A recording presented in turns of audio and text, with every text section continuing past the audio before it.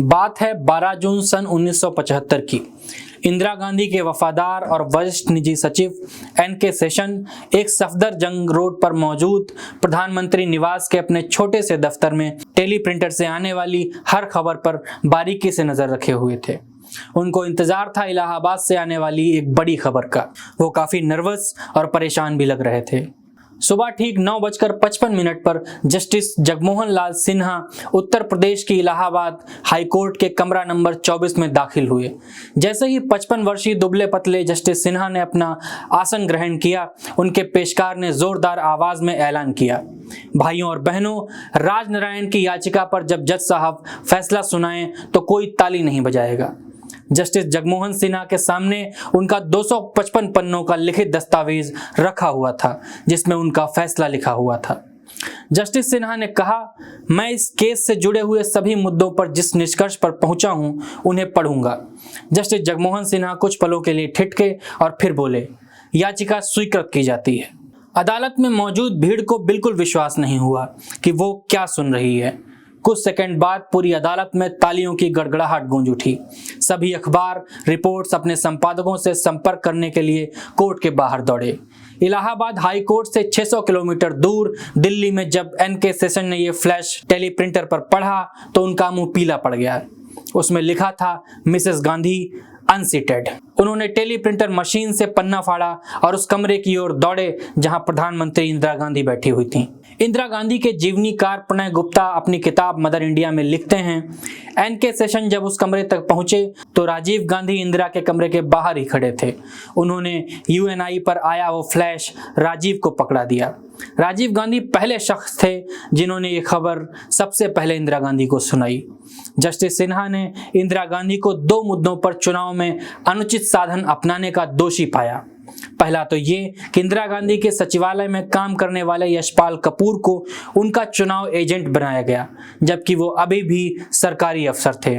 उन्होंने 7 जनवरी से इंदिरा गांधी के लिए चुनाव प्रचार करना शुरू कर दिया, जबकि 13 जनवरी को उन्होंने अपने पद से इस्तीफा दिया, जिसे अंततः 25 जनवरी को स्वीकार किया गया। जस्टिस सिन्हा ने एक और आरोप में इंदिरा गांधी को दोषी पाया। वो था अपनी चुनाव सभाओं के मंच बनवाने में उत्तर प्रदेश के अधिकारियों की मदद लेना। इन अधिकारियों ने कथित रूप से उन सभाओं के लिए सरकारी खर्चे पर लाउड स्पीकरों और शामियानों की व्यवस्था कराई थी।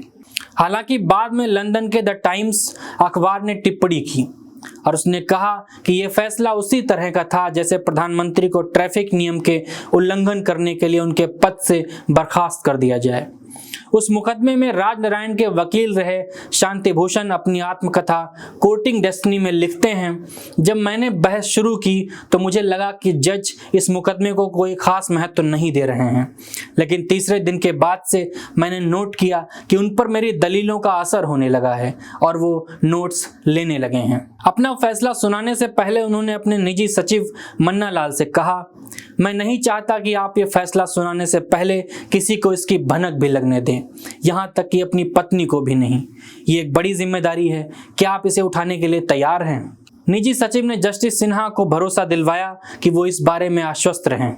इस मुकदमे में राजनारायण के वकील शांति भूषण के बेटे प्रशांत भूषण अपनी किताब the case that Shuk India में लिखते हैं, सिन्हा अपना फैसला सुकून के माहौल में लिखना चाहते थे, लेकिन जैसे ही अदालत बंद हुई उनके यहाँ इलाहाबाद के कांग्रेस संसद सदस्य रोज रोज आने लगे। उन्होंने लिखा है, इस पर सिन्हा बहुत नाराज हुए और उन्हें उनसे कहना पड़ा कि वो उनके यहाँ ना आए, लेकिन जब वो इस पर भी नहीं माने तो सिन्हा ने अपने पड़ोसी जस्टिस पारिक से कहा कि वो उन साहब को समझाएं कि वो उन्हें परेशान ना करें।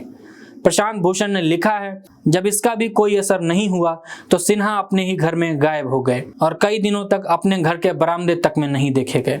उनके यहाँ आने वाले हर शख्स से कहा गया कि वो उज्जैन गए हुए हैं, जहाँ उनके भाई रहा करते थे। उन्होंने लिखा है कि इस बीच उन्होंने एक फोन कॉल तक रिसीव नहीं किया।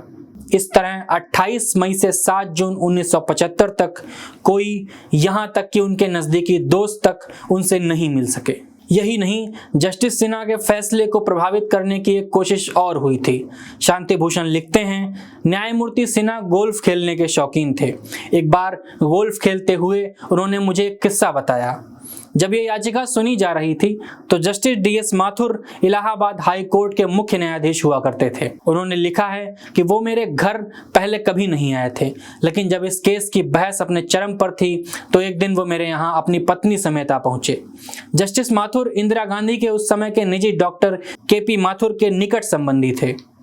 शांति भूषण की किताब के मुताबिक उन्होंने मुझे स्रोत न पूछे जाने की शर्त पर बताया कि उन्हें पता चला है कि सुप्रीम कोर्ट के जज के लिए मेरे नाम पर विचार हो रहा है। जैसे ही ये फैसला आएगा आपको सुप्रीम कोर्ट का जज बना दिया जाएगा।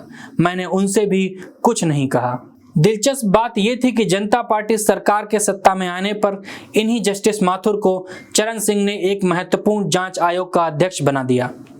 शांति भूषण लिखते हैं कि जब वो विदेश यात्रा से वापस आए तो उन्होंने चरण सिंह को वो बात बताई जो उन्हें 1976 में गोल्फ खेलते हुए जस्टिस सिन्हा ने बताई थी। शांति भूषण लिखते हैं, मैंने जस्टिस सिन्हा को पत्र लिखकर पूछा कि क्या वो जस्टिस माथुर के बारे उस बात की पुष्टि कर सकते हैं जो उन्होंने कुछ साल पहले उन्हें बताई थी। जस्टिस सिन्हा ने तुरंत उस पत्र का जवाब देते हुए कहा कि ये सारी बातें सही हैं। चरण सिंह ने वो पत्र जस्टिस माथुर को उनकी टिप्पणी के लिए आगे बढ़ा दिया। माथुर ने तुरंत जांच आयोग से इस्तीफा दे दिया। 7 जून तक जस्टिस सिन्हा ने फैसला डिक्टेट करा दिया था। तभी उनके पास चीफ जस्टिस माथुर का देहरादून से फोन आया। चूंकि ये फोन चीफ जस्टिस का था इसलिए उन्हें फोन लेना पड़ा।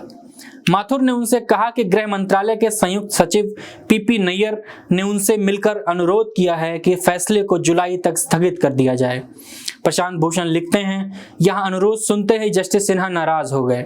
वो तुरंत हाई कोर्ट गए और रजिस्ट्रार को आदेश दिया कि वो दोनों पक्षों को सूचित कर दें कि फैसला 12 जून को ही सुनाया जाएगा। कुलदीप नैयर अपनी किताब द जजमेंट में लिखते हैं कि सरकार के लिए फैसला इतना महत्वपूर्ण था कि उसने CID के एक दल को इस बात की जिम्मेदारी दी थी कि किसी भी तरह से ये पता लगाया जाए कि जस्टिस सिन्हा क्या फैसला देने वाले हैं। उन्होंने लिखा है, वो लोग 11 जून की देर रात सिन्हा के निजी सचिव मन्ना लाल के घर भी गए थे, लेकिन मन्ना लाल ने उन्हें एक भी बात नहीं बताई। सच्चाई ये थी कि जस्टिस सिन्हा ने अंतिम क्षणों में अपने फैसले के महत्वपूर्ण अंशों को जोड़ा था। वो लिखते हैं, बहलाने फुसलाने के बाद भी जब मन्ना लाल कुछ बताने के लिए तैयार नहीं हुए तो CID वालों ने उन्हें धमकाया, हम लोग आधे घंटे में फिर वापस आएंगे, हमें फैसला बता दो, नहीं तो तुम्हें पता है कि तुम्हारे लिए अच्छा क्या है। मन्ना लाल ने तुरंत अपने बीवी बच्चों को अपने रिश्तेदारों के यहाँ भेजा और जस्टिस सिन्हा के घर में जाकर शरण ले ली। उस रात तो मन्ना लाल बच गए, लेकिन जब अगली सुबह वो तैयार होने के लिए अपने घर पहुंचे तो CID की कारों का एक काफिला उनके घर के सामने रुका। प्रशांत भूषण लिखते हैं, उन्होंने फिर मन्ना लाल से फैसले के बारे में पूछा और यहाँ तक कहा गया कि इंदिरा गांधी खुद हॉटलाइन पर हैं, आप उन्हें खुद फैसले की जानकारी दे सकते हैं। मन्ना लाल ने कहा कि उन्हें देर हो रही है। वो फिर जस्टिस सिन्हा के घर पहुंच गए। प्रशांत भूषण ने लिखा है, मन्ना लाल की परेशानी यहीं खत्म नहीं हुई।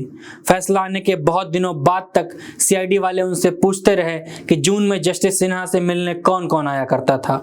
वो ये भी जानना चाहते थे कि जस्टिस सिन्हा की जीवन शैली में हाल में कोई बदलाव हुआ है या नहीं।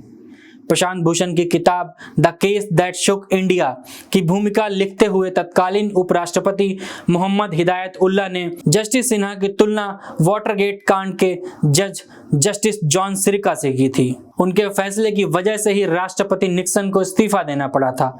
इस मुकदमे की सुनवाई के दौरान यह पहला मौका था जब भारत के किसी प्रधानमंत्री को गवाही के लिए हाई कोर्ट में बुलाया गया था।